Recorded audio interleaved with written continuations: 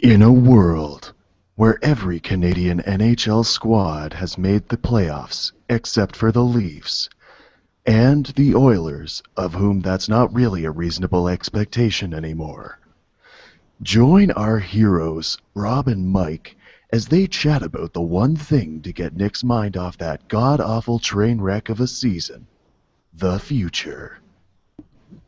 Hello, and welcome to Season 2 of Future Chat from Unwind Media.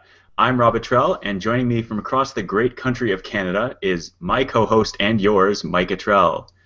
Nick Maddox, our seasoned senior contributor, is also here today to help us open the second season of Future Chat.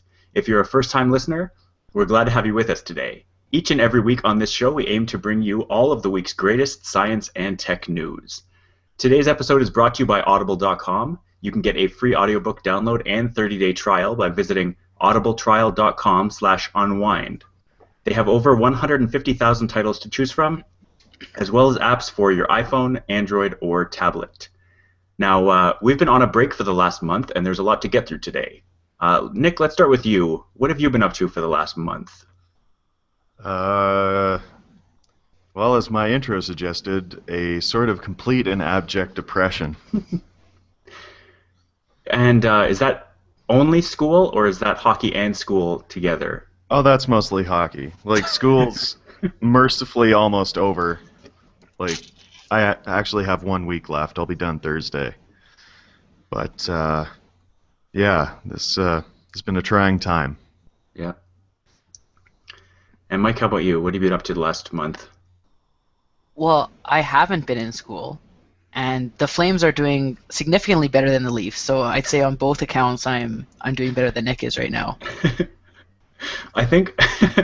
Thank you for that T-shirt, Nick. Oh wow, nice. Okay, Nick's on board. I'm glad to see. Yeah, well, there's no way I'm cheering for the Habs or the Senators, so... It seems like every team is doing significantly better than the Leafs, so that's not really saying much. You can't Except remember. the Oilers. Yeah. Of whom that's not really a reasonable expectation anymore. And you can't forget the ABC rule. Anyone but Canucks. So Is that that a kind of thing? leaves you. It is here. Okay. Yeah. It's Yeah. kinda I had depressing. no idea. Now you know. You should, Nick, on the back of your Flames shirt, it should say in big letters ABC. Is that? No? I don't hate the Canucks. Like, You well, will. you know. Being in Calgary and a Flames fan, you will hate the Canucks. I'll take your word for it for now. All right. So we don't really have any follow up because it's been a month. So there are a few things that have been sort of stuck with us for the last month. So we'll talk a bit about them today. But for the most part, we're just going to jump right into new stuff that's happened in about the last week. So Nick, the first thing that you have here is a story about a massive telescope. A 30-meter telescope, in fact. Yeah, and so I read it was 3 times bigger than the next largest telescope. Yeah, something like that. I was just glossing over it again. I think the biggest is like 10.9 meters at this point. Yeah. Although, I guess when this thing finally gets built, and I think they're committing like almost $250 million over 10 years. Canada is. Yeah. But Europe is trying to come out with a bigger one that should be completed slightly after this one. So, Yeah. I mean, it's all great for astronomy, right? It is. Yeah. So, Mike, you want to say something first? I was gonna say, does telescope size work the same way as skyscrapers, where you can just stick a needle on top and it kind of makes it that much higher? Not so much. They're referring to lens diameter, so... Okay. Just thought I'd throw that out there in case they hadn't thought of that. Yeah, if you want to throw on an extra needle, it's like an extra needle and a factor of pi. Yeah. It's not nearly as easy. So the big announcement was not that this telescope is being built, but that Canada is putting in, like Nick said, $250 million over the next 10 years to build it and I guess probably maintain it as well. So this telescope is being built on top of a volcano in Hawaii, and there's quite a bit of controversy apparently over the building of this telescope because Yeah, it, yeah, apparently it's like the mountain is of religious significance, and so, well, that's how that's going. yeah. So there are a lot of people, native Hawaiians, protesting the building of it, but from what I'm reading, it seems like everybody, including like historical foundations and people that are trying to maintain the integrity of the Hawaiian landscape, were all consulted and all approved the actual plan itself. So I don't. This seems kind of like a story of people not paying attention to government procedure, which is all too common. I But was going to say that is just purely shocking. I can't believe that people aren't, glued to every single action of local government. yeah, Um, I was going to say, but yeah, like research is great, but to give context to one of my previous statements, I'll also just mention that I think it was Friday, the phrase that was uttered by the teacher was, and research. We spend all this money on research, and what do we ever get out of it? this was one of your teachers. Yes. Apparently I heard it and I was just like, I'm writing notes. I am not even engaging right now. I'm just going to work diligently on these notes I'm taking. But apparently, like, the head of, 23 of my peers just slowly turned to look at me for that one. Just trying to see what you're gonna say. Yeah. And then there you are pretending not to react. Well, he had also gone on I think he was trying to be funny, but he had also gone on a rant about how they're trying to make black holes at the Large Hadron Collider and what a terrible idea that is. That they're trying to make black holes there, not that they might, but that they're actually that's their aim. Oh, he was talking about how they're trying to discover black matter. hmm That's a synonym of dark, right? I Understandable. guess. Yeah. Oh yeah. So the thing that confused me, and maybe I don't know if Nick, you can shed any light on this. So It's funny far, because it's a telescope. yeah. So far, the best telescope for seeing really deep into space is the Hubble Space Telescope, because it's actually in space, and so you don't get any atmospheric distortions that tend to constrain a lot of the land-based telescopes. So, do you have any idea why they're going big on Earth instead of building? Um, well, I mean, you have to consider that if you're making a 30-meter telescope, uh, if you want to make that space-based, that's a lot of stuff to get into orbit Right, of and, course, yeah. then assemble and everything. Um, but actually, in the last while, I can't remember what the exact time scale is, but there have been some advancements in astronomy where computers have gotten better for compensating for atmospheric movement, which Okay. seems odd because it's, it's not by definition random. It is deterministic, but it's still about as close as you get to random on Earth. Okay. But like, there was some big project that they were trying to get to with the Hubble, and then I think it was another Hawaiian telescope or something in the southwestern states on a mountain. They just managed to do it right, or they managed to scoop Hubble basically because computers got better. Huh. So I mean, there's still a lot of stuff you can do, and it's a whole lot cheaper than taking that 30-meter telescope and putting it in space. Right. Are there not certain measurements that kind of only work on the rotating reference frame that the Earth provides, such as like parallax type readings? Possibly. What I haven't the foggiest idea. what would be helped by a stationary thing though? The changing over time and the apparent brightness and position of spatial bodies. I'm just throwing ideas out there as far as why it might be more beneficial to. And plus, more eyes on the ground is better than just relying on the one in space. Sure. No. Yeah. I'm not arguing against telescopes. It just. I mean, this new telescope is 10 times bigger than the Hubble one. I just looked it up. It's 8 feet Oh. across. That'd be a great argument to have, though. Telescopes, they're a bad thing. What do you get out of them? Well, I mean that's what the Hawaiian Spend people all are this money saying. on telescopes, and what do we ever get out of them? Black holes? Don't they know what black holes do? They're made of black matter. Jeez. That's a very reductionist argument, obviously. All right. Anything else to say on this telescope?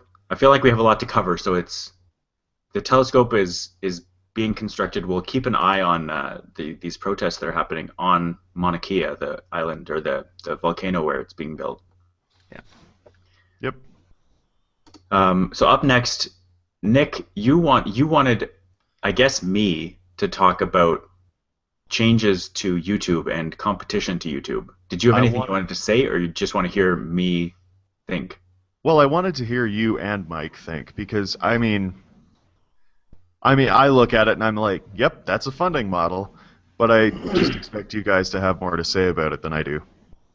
So which part specifically? The whole, like, well, vessel, pretty much, and YouTube going, well, we got to do something. Well, I have a feeling that YouTube has been planning putting a funding model in place for a while now.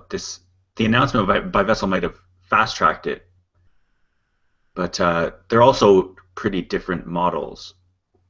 So for our viewers that may not know what we're talking about, I don't feel that that's the case, that there's any viewers that don't know. But I don't. For the record, I haven't heard this Vessel thing. I missed that in the news. Oh my goodness. Yeah. Oh, you don't. Unless I heard about it, but Hello didn't hear it by name. But doesn't listen to Hello Internet, or apparently have any of the like 5 or 6 RSS feeds that I have. I do, but I might have missed it. So I mean, for our benefit and our viewers. Yeah. So Vessel. Go ahead, Nick. I was going to say, long and short, Vessel is a subscription service, and for your subscription money, you get early access to videos, and then they come out on YouTube a week later, something like that. Yeah, 1 week exclusive. But in exchange for funding, they ask for exclusive access. Yeah. And it's, did you say $3 a month or $3? Yeah, $3 a month. I don't know, something like that. Although Mike's brow is just furrowed. Are these videos from specific creators? Yeah, so they have a few people that have signed on. Oh, okay.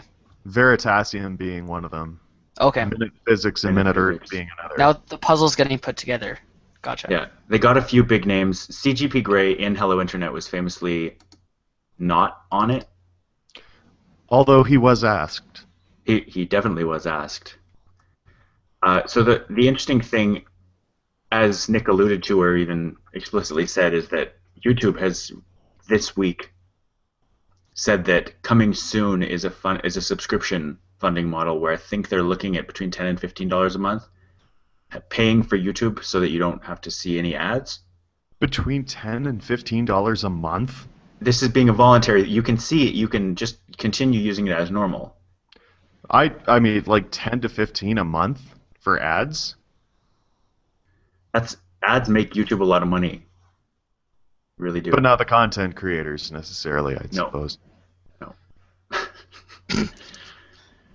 That was very veiled sarcasm. So I just realized how pertinent it was to us, like right after I said it. I was like, oh yeah, we're on YouTube.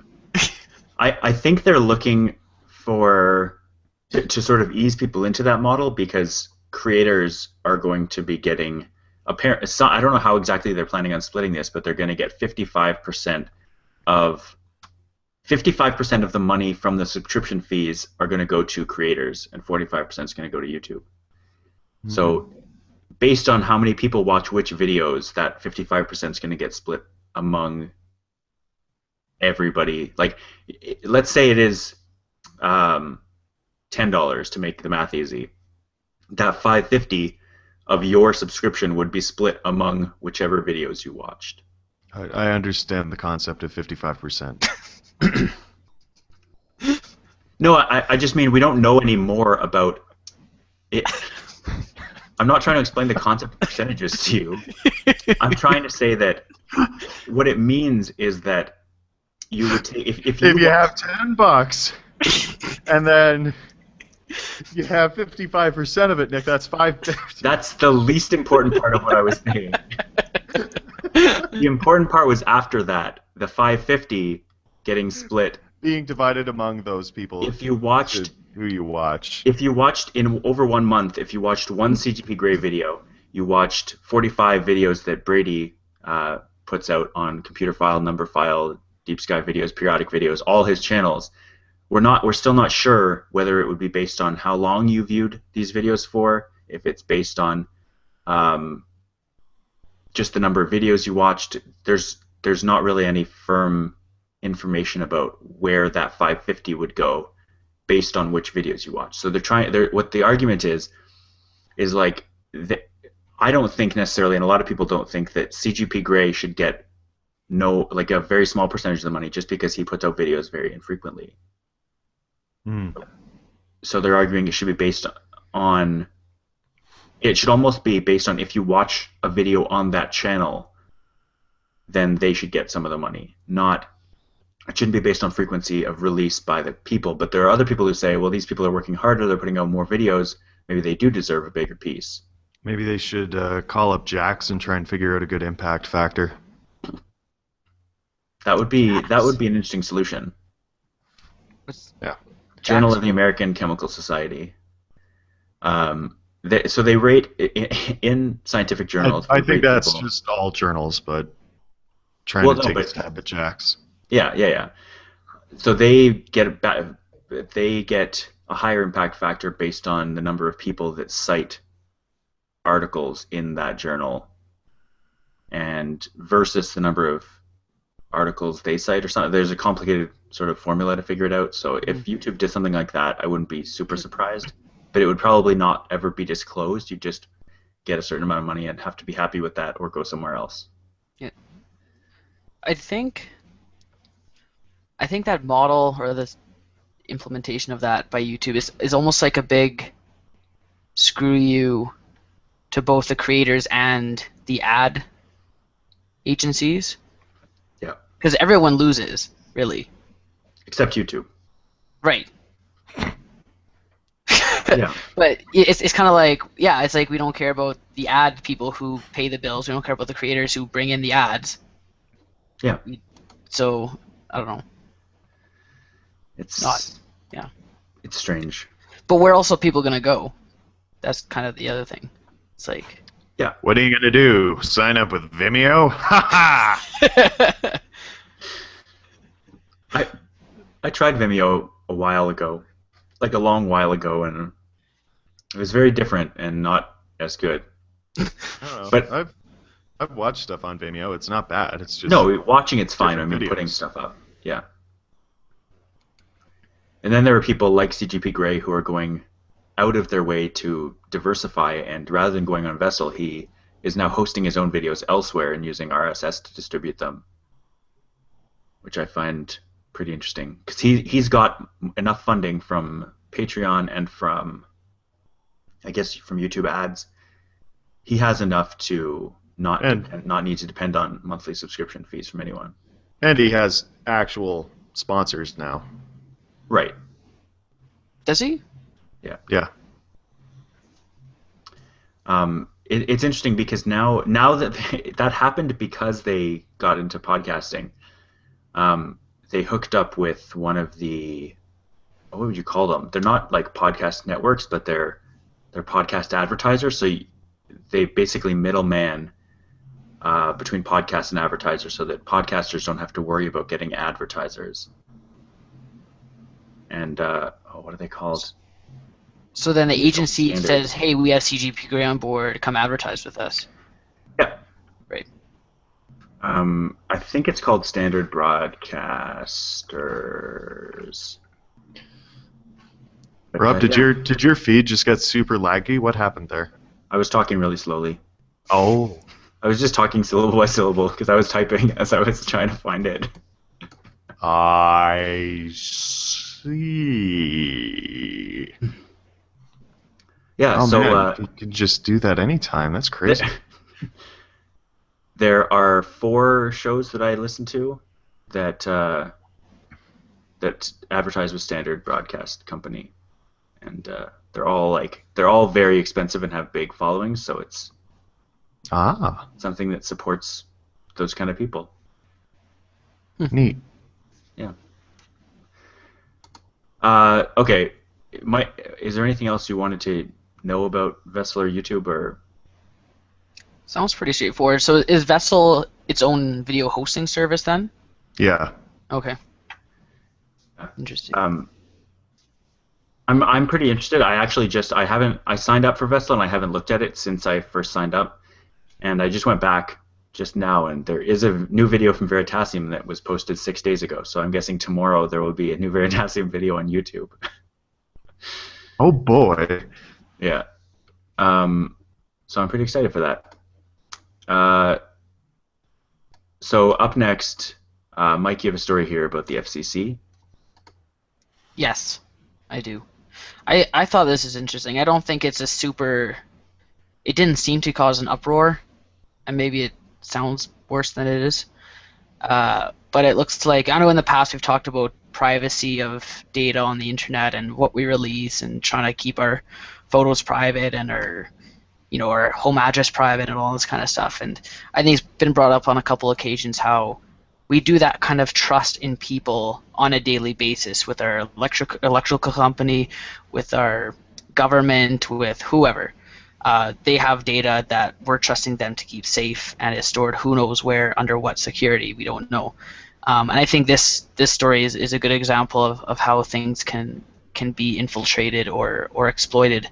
That the FCC fined AT&T $25 million for theft of client data.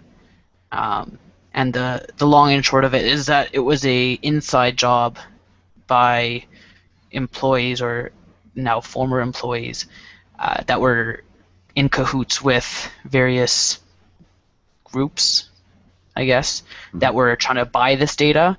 So they'd give the employees the phone numbers of the clients they wanted data for, or a demographic or whatever. Then those employees would gather that data and then sell it back to the people that were requesting it. Oof. So I don't know if it was like a network of employees working together or on a one-on-one type solo basis, but in any case, it was discovered that this data was getting sold, and those employees obviously got fired, and the FCC fined A&T on its own end to recompense, in some sense, that violation. So I don't know what your guys' thoughts are on that. I don't know. It's very low-level hacking, because it's not even like computers were broken into or anything like that. It's just straight, go to a person and say, hey, can you get me this data? So what's our takeaway from this story? It says 280,000 customers. Were these all on a one-by-one basis? Oh no, I mean the employees. Oh, like looking up 280,000 individually? I don't know. That would take a long time. I don't know if it was like give me all the customer data from this date to this date or whatever, but Right. If they knew SQL, I'm sure they could do it yeah. reasonably. Yeah. It seems like 25 million isn't enough. Yeah, maybe that's why. $1,000 per customer. Yeah. Well, 100. Oh, No, yes. 10. Oh, that is low. Yeah, they always. I mean, it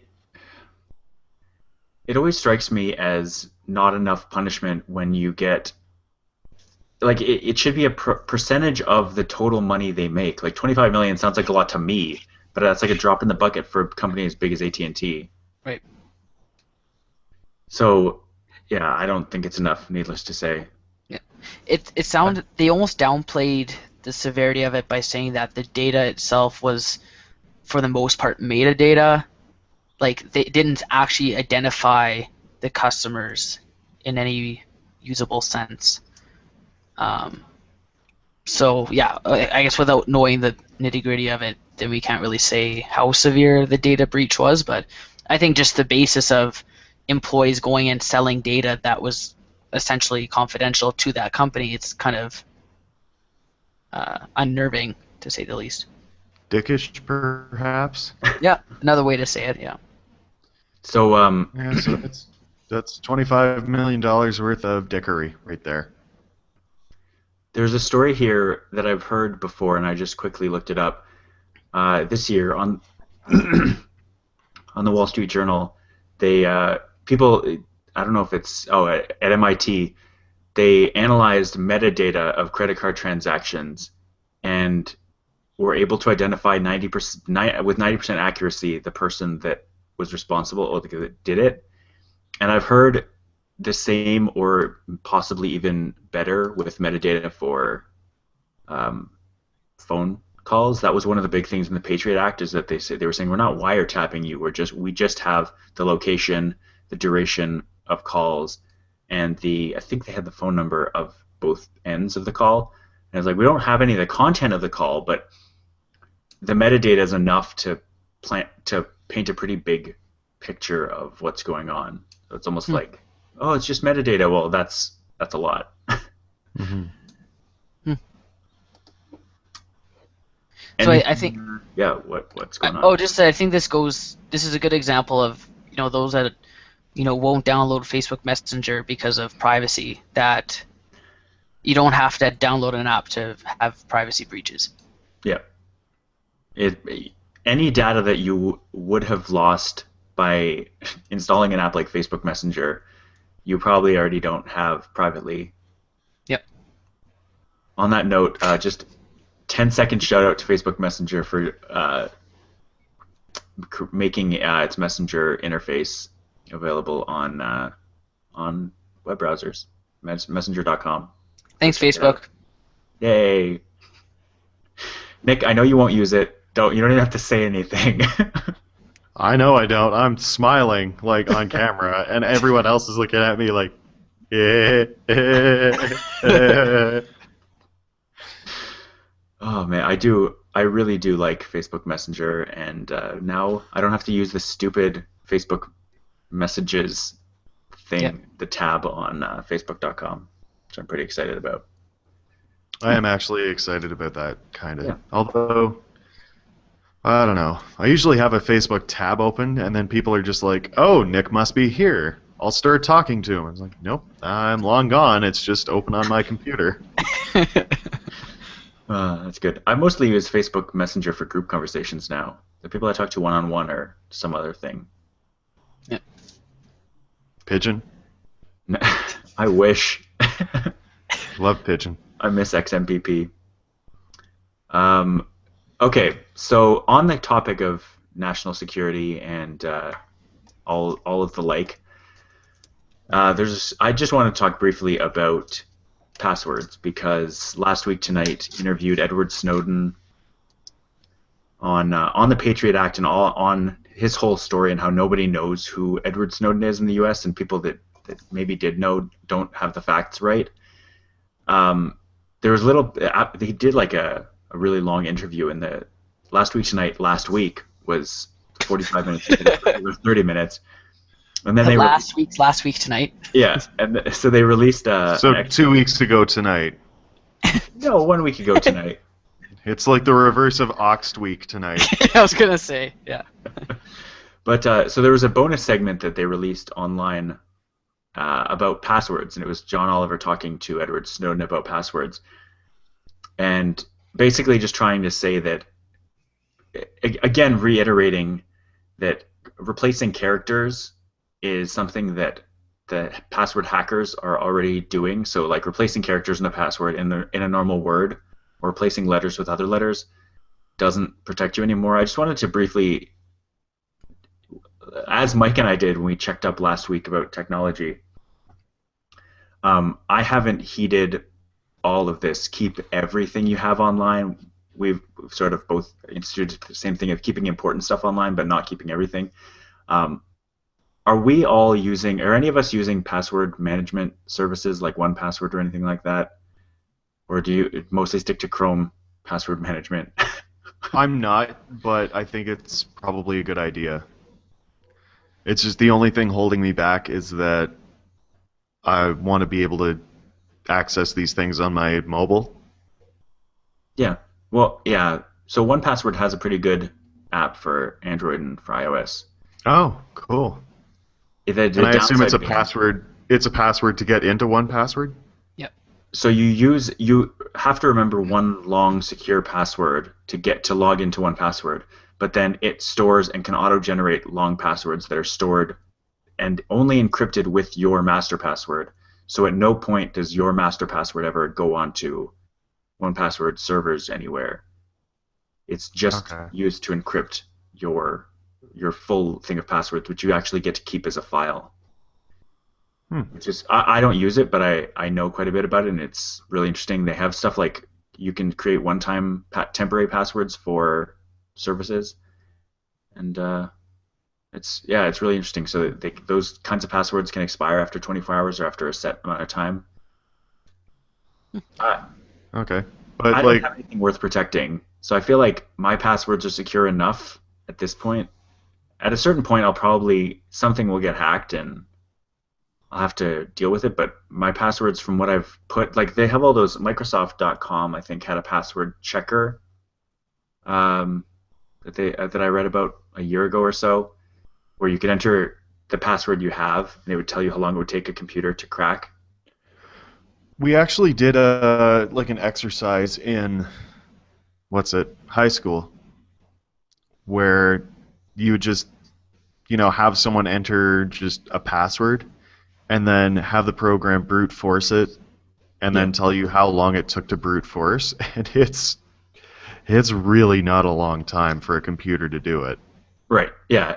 Unless you get up into the, I mean, 9, 10, 11 characters, it's going to take it. It grows If only exponentially there with. was some way we could calculate how long it would take.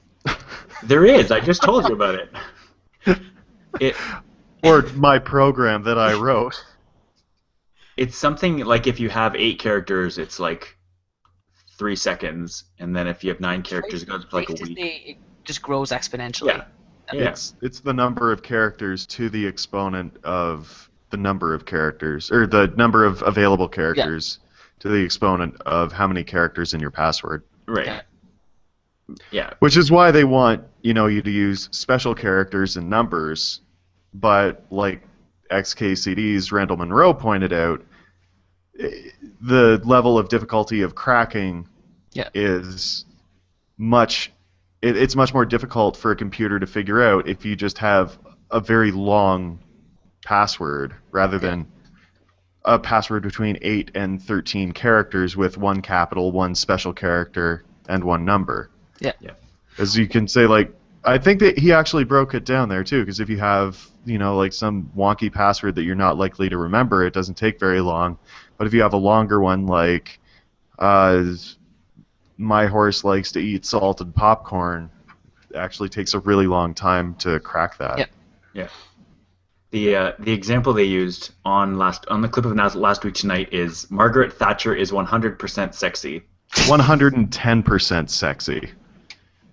Is it though? Is Margaret Thatcher? Are we debating? or- Are we debating how sexy she is? I just watched the clip, and I'm pretty sure it's 110%, and I'm not surprised because power is sexy. She is a powerful woman. Iron Lady wielded a lot of power.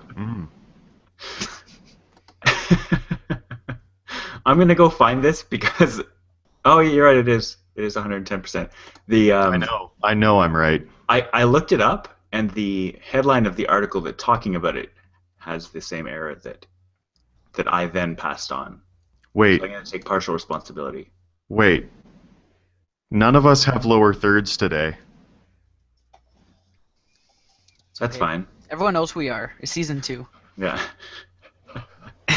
Do you want us to all go put them on right now? Is that something that's You don't important? have to. Honestly, you don't have to, but that's what I'm going to do Oh. right now. Okay. We will move past that. Mike, do you want to tell us about this battery story you've got? I do. We're always looking out for news when it comes to battery efficiency and capabilities and technology. So they recently released news of developing a aluminum ion battery that uses a liquid electrolyte. So it's not a solid battery that the nickel cadmium are and the lithium ion. Yeah. So this one is liquid based, which gives it the convenient property of being flexible while still functioning. And apparently, they've developed the 2-volt prototype that charges fully in 1 minute. Wow. Yeah. So that's pretty impressive. Also, because I don't know what property of it, I think it's just the fact that it's aluminum, but I guess it doesn't easily burst into flames or explode when it's Also important. penetrated or punctured. It can even still function, even if it's punctured, apparently. No, I don't think that was what they said. They said when it's drilled into it can still function. I think they said when they drilled into it, it won't like catch fire or kill anybody. Okay. I could be mistaken, but I thought I heard it that it would continue to function. But I might have misread that. But I guess right now they're cautiously optimistic just based on the fact that this is more of a proof of concept, and now it's up to everyone else to kind of make the battery actually realistic to use in today's applications. Because most things these days need more than 2-volt battery charge. For example, phones use, I believe, 5 volts for the most part. Yeah. So just to clarify, this drilling thing, it says you can drill through it. It will continue working for a while longer without catching fire, but it seems like it will eventually catch fire. See, but it did say working for a while longer. Yeah. So we're both right. Yeah. I don't know. It's based on ionic liquids though, and I don't know how it could continue functioning if those leaked. It's I just the don't know. electrolyte that's liquid. It depends what a while is. The anode and cathode are solid, apparently. Graphite, Well, yeah. graphite and aluminum. But you need the electrode or the electrolyte to carry the charge to Right. make the battery work. Right, so as long as the liquid doesn't deplete, then you're fine. Maybe a while is If you like drill 3 a seconds. hole in it, the liquid will deplete. I'm If you pretty keep sure. the drill bit inside the battery, then what liquid would come out? Oh, well, that might work. Yeah. Yeah, what the hell is my problem? I really like this. I'm always interested in new battery technology. I'm sure we'll have a story when Elon Musk announces Tesla's new battery thing. Is it Tesla or is it just? It's Tesla, right? That's doing the new battery. It's not just him. I think it's mainly him, but kind of also Tesla. Okay. It's kind I of was like actually... Sorry. because it's not really car related, his battery thing. But Tesla But I guess doesn't he's have doing- to just be cars. Right. Sure. I was actually most interested in the life cycle of the battery here.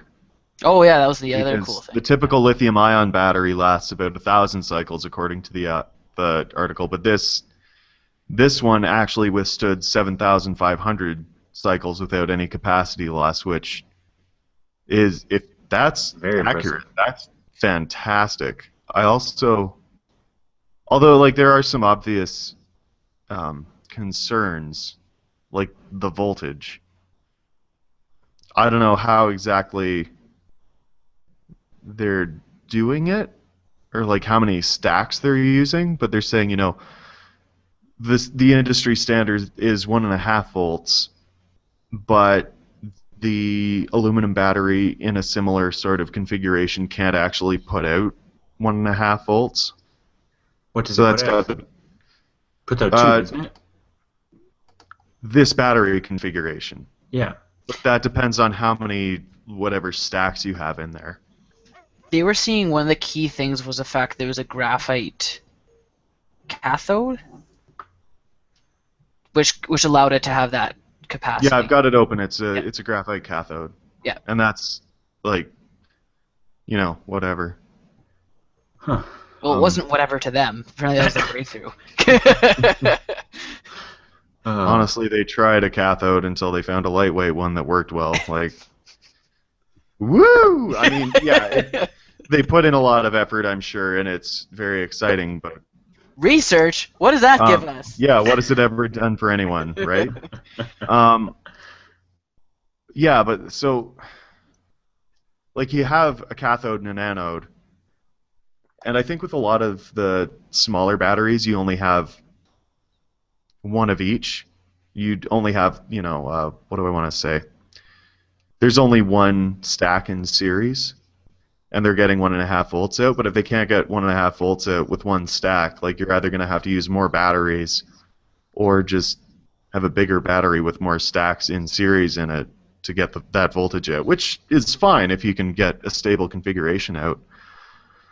I'd be really curious to see, like, what the actual, half reactions are, because, like, I mean, compared to lithium, another drawback of aluminum is it's pretty heavy.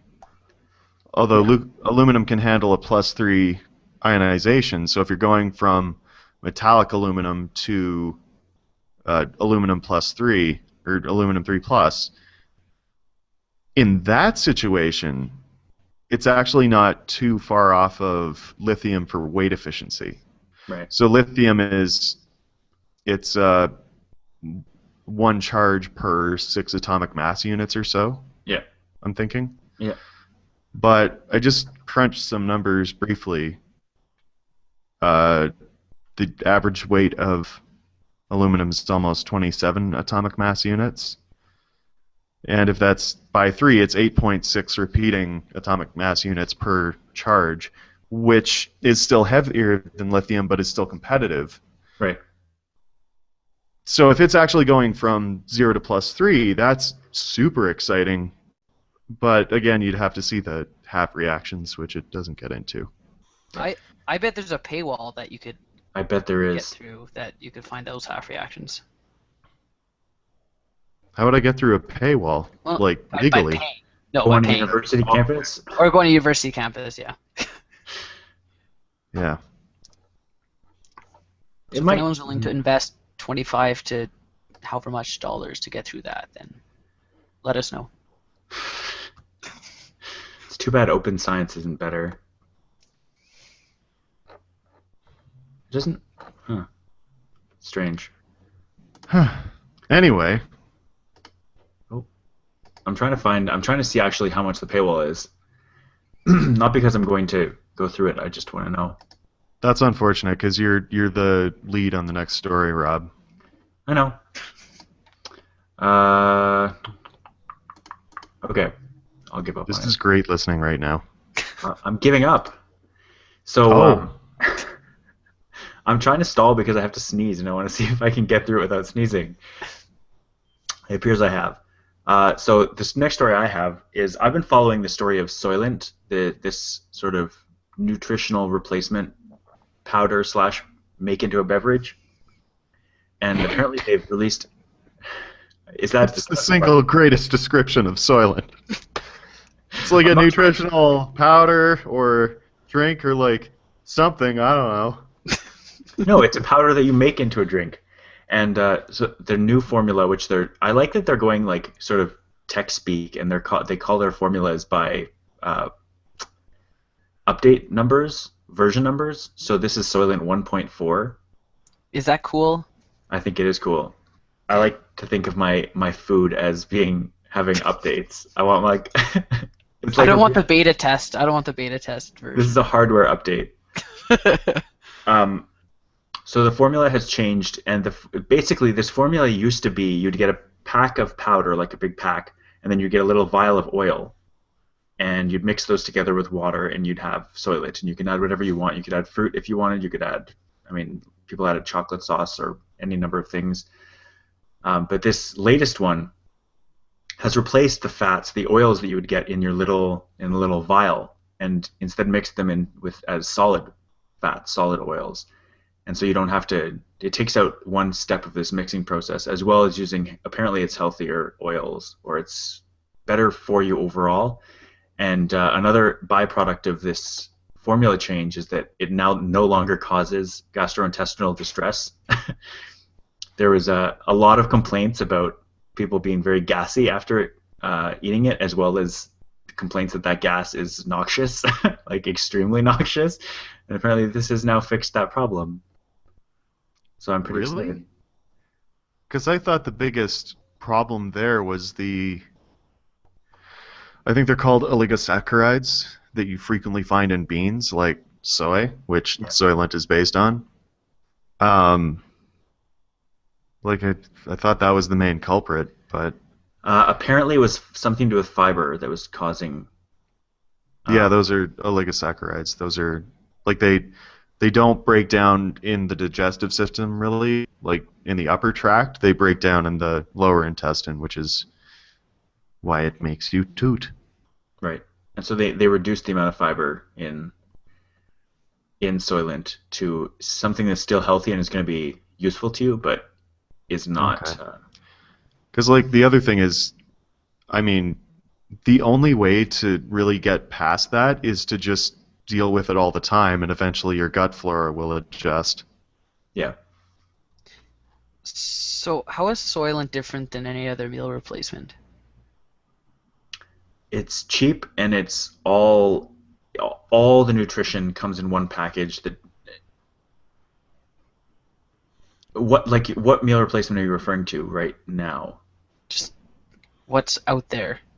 Like I Well, think like this most, is yeah, go this ahead. is completely nutritionally balanced, which might be the difference. Yeah. So this is meant to be not like you can have this as part of your normal day. Like this can just be everything.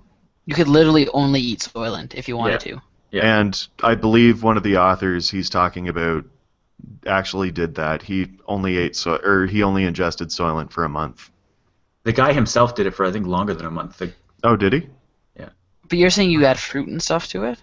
You can like you can add like chocolate sauce if you want a chocolate flavored Soylent. You can add things to it, but this is intended to be able to replace everything you eat. Whereas something like I don't know what it is, Ensure, Nutra, something. Just yeah, Boost or It's any of those, it's yeah. a meal replacement, but it doesn't replace all your nutrients. It just gives you like a Like supplement. replacement for one meal. And I'm pretty sure if you had those things all day, every day, you would probably get into your vitamin toxicities Yeah. Yeah. because they have a lot of the fat-soluble vitamins in there. Although I could be wrong. It just seems like a concern. Yeah. They also they changed one of the sugars that it comes with, one of the carbs that it comes with to reduce the glycemic index of Soylent. So hopefully that'll be Oh, better for people's health as well. keeps you full longer. Yeah. And they added more sodium because apparently people were getting headaches if they use only Soylent for a long time. They would get sodium deficiency headaches. Oh, yeah. I could see that. I think, we're talking about this, and it sounds like they rely a lot on customer feedback Yeah. and I think that's a good approach to just any sort of product or service is listen to your customers and modify and actually make those changes based on Yeah. what people say about it. Like imagine if anyone who has a complaint about Shreddies actually got taken seriously and they Hey, changed stuff. who has complained about Shreddies? Shreddies Well, are amazing. just as an example. Bad example. This episode brought to you by Post. I'm excited. Soylent hasn't come to Canada yet, but I would love to try it once it hopefully goes international. Okay, Mike, you're up next. What's this story about body armor? Well, going back on the people finding new ways to use liquids, Yeah. they've developed a body armor that takes advantage of the properties of a non-Newtonian fluid that absorbs the energy from shear force, and they've replaced Kevlar with this liquid. It doesn't go into detail what the liquid is, or at least I don't remember what it was. But it dissipates the energy such that it's essentially 100% injury preventive because it not only protects you from the projectile itself, but also the shock wave that it generates. Because I guess with conventional Kevlar, or at least certain varieties of it, that you can still get fairly seriously injured, if not killed, by just even the shock wave, even if it doesn't actually penetrate your body region. So it can withstand impacts of up to 450 meters per second is what they cited as the capabilities. I don't know what size of caliber ammunition that is, but or they didn't specify. But I'd imagine it's most, at least small to medium arms it would protect against. Maybe not like a machine gun type thing, but Right. I don't know. It sounds like a promising thing that could be implemented into police forces. Well, and the military. And military too, obviously. But yeah, I guess it's more lightweight. And I think the biggest thing that they were saying is that it protects against the shockwave aspect, not just the impact or penetration of the bullet. Right. And so this Sounds is neat. It's Yeah. using non-Newtonian fluids. Yeah. To sort of like Like it hardens baking when soda it and when it's water, baking impacted. powder and water. Cornstarch and water. Cornstarch and water. It's Baking like, powder and water wouldn't. Rob? Baking powder and water, Rob? I don't remember. It was a long time ago. You know that those are both soluble salts, Rob. I know. No, I knew it was wrong. I just didn't know what the right thing was. Yeah, so it's a liquid until it gets hit by something hard, and then it can harden up and dissipate the shock. Well, I mean, all fluids are non-Newtonian, just to varying degrees, so this is a very non-Newtonian fluid. Is that true? That's nonsense. That doesn't sound true. Most fluids are so close to Newtonian that you can model them as Newtonian. But they're not. That's like saying I'm moving at relativistic speed, but just very slightly. Look it up. All right, I went and looked it up. You just didn't see because I was moving so fast. Oh yeah, it's like water is very slightly compressible, so it's technically non-Newtonian. Crazy. Everything in physics isn't exact. Yeah, we're not all point charges in a vacuum, Rob. Or Well, there's spherical no such thing as cows. a vacuum. What? You can't have a vacuum. There's one molecule per square 1,000 meters. That's not a vacuum. Technically, it's not a vacuum, I know. exactly. All right. Mike, Let's move anything else on. to say on that? We can No, move I on. think we're good. Okay, Nick, this story is literally just in here for you. Dell, a while ago, at least a year or two ago, Dell announced that it was going to start releasing one of its computers preloaded with Ubuntu called the Developer Edition. And they recently announced an expansion of that line to one of their Dell XPS, the sort of the Ultrabooks. Mhm. And they're developing a whole line of computers available with Ubuntu pre-installed, and with not only that, but also allowing you to get your own, to be able to specify things to your RAM needs, if you need a video card. So there's a whole bunch, as well as making sure that all the drivers and stuff that you need are also available on like Fedora and Debian and other Linux distributions. So I thought we should. I just wanted to get your thoughts and see if you would ever consider buying one of these laptops that comes pre-configured with Linux, just so you don't have anything to worry about. Absolutely. I actually looked into it when I bought this laptop now, but I think there was, like, you could only get the Developer Edition in the States or something like that. Mhm. Or just whatever cost efficiency thing wasn't there. But I don't know. I think it's great because that's the hardest part about switching to Linux is the fact that a lot of people don't want to spend a couple weeks trying to get all the drivers to work properly. Yeah. Isn't that kind of like a rite of passage, though, to like set up your partition and get it to dual boot properly? Well, I mean, effectively now, yes, but it shouldn't have Yeah, to it be. I shouldn't don't have to think. be. There. Yeah, I mean, ideally, if you want Linux to become mainstream, you can't, because 99.99, like, without getting into Nick semantic territory. I was going to say Nobody literally wants to go through. 99% of people won't do it. Yeah. I want to say 100% of people won't do it, but Nick will get semantic on me and say that there is a There negligible are like percentage. 1% of people that do it. Yeah. Will Ubuntu still be cool if it goes mainstream? Always. Yeah, just its openness. I think will. What's not cool about efficient resource management, Mike? I don't ask our hipster friends. I don't really care what hipsters think. Ubuntu on a solid state hard drive with a 1080 laptop screen would be unbelievably nice. Wouldn't it, though? Yeah. Especially if all the drivers were properly worked out beforehand. Yeah. If you didn't have anything else to do, it would be great. Okay, that's all I wanted to say on that. It was pretty short. Mike, there's a really weird story here. What's going on? It's kind of like the telescope thing, but on the other end of the scale, where it's not the biggest telescope, but it's the smallest computer. A really small telescope. telescope. Made a very small telescope. Yeah. We're calling it a microscope. Yeah.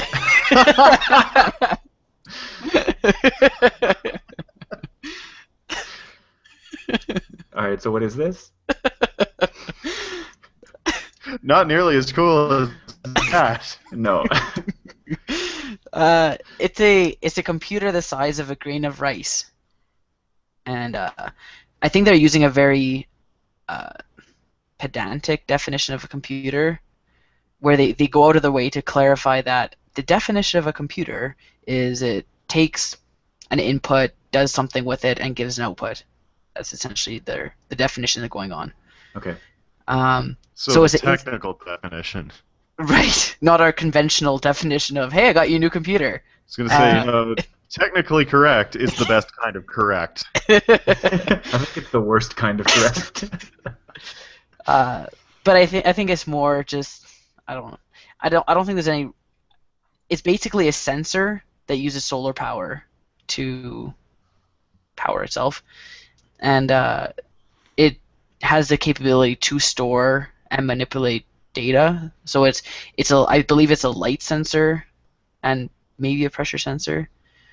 But I don't know. I just thought it was cool that we're trying to do a bunch of different stuff with scaling technology, and I don't know, people might find an application for it somewhere. But I don't know. I guess if you can go smaller, then why not? That's what I always say. And they kind of get into a discussion of that one of the biggest hurdles of. I'm sorry, all the dirty jokes sprang to mind. One of the biggest hurdles is power and keeping it small while still being practical for what you need. It's the size of a grain of rice, and that's a good thing.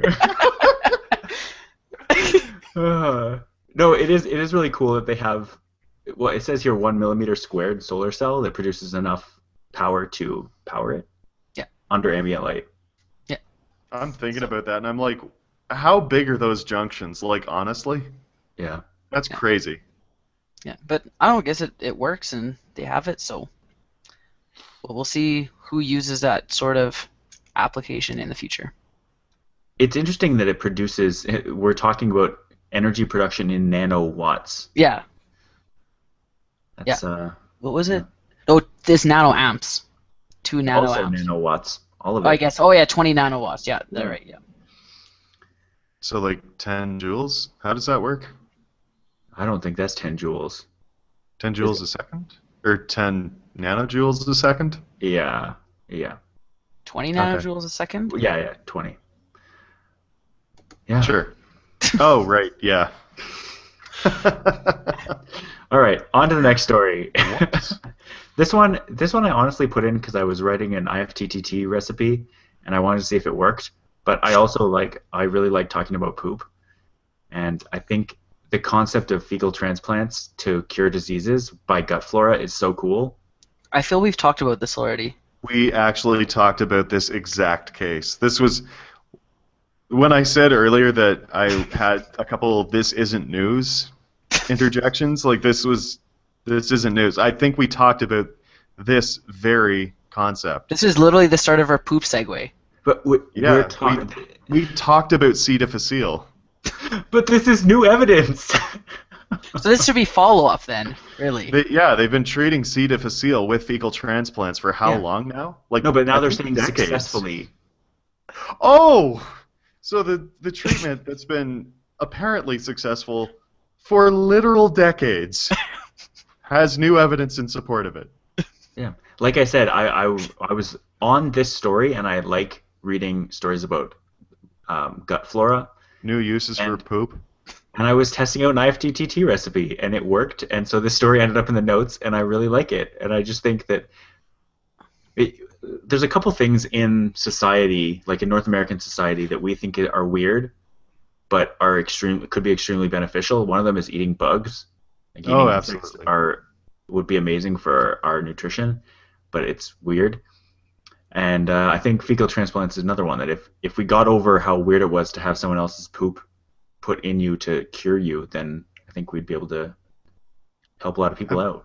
Have you ever seen pictures of like actual fecal transplant stuff?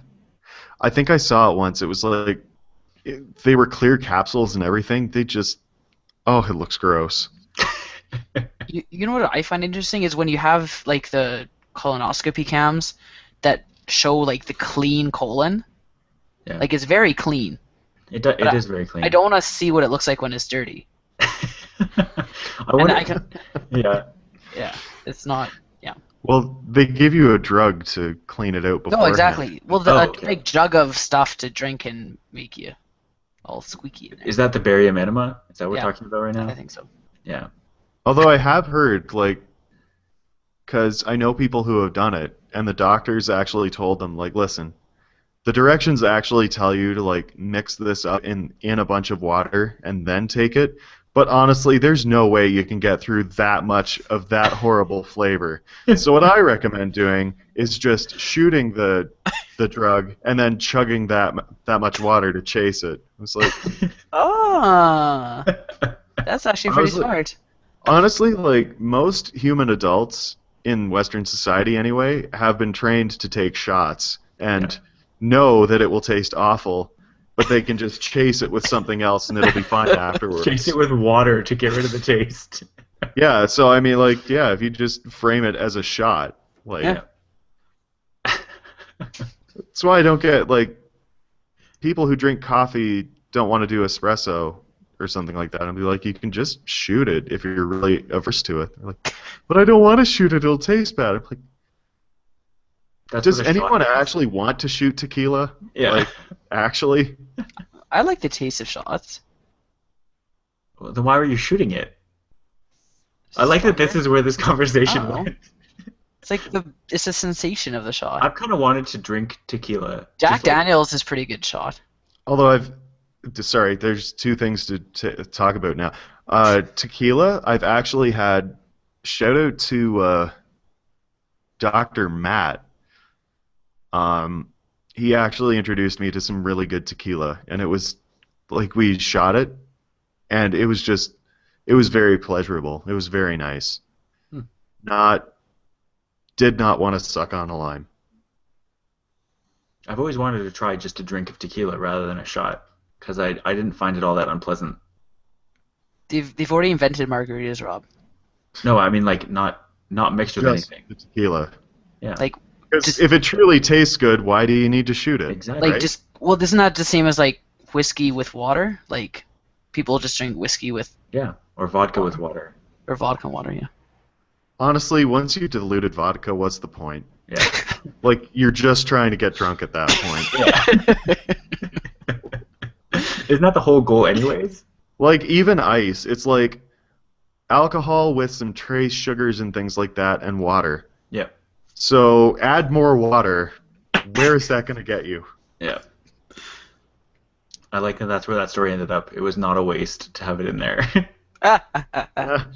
Waste. Oh no. That was so unintentional. Mike, you want to wrap us up here for the beginning of season 2? What's the last story you got here? This is I guess kind of more of a fluff piece, but it Oh no. These puns are getting looser and looser.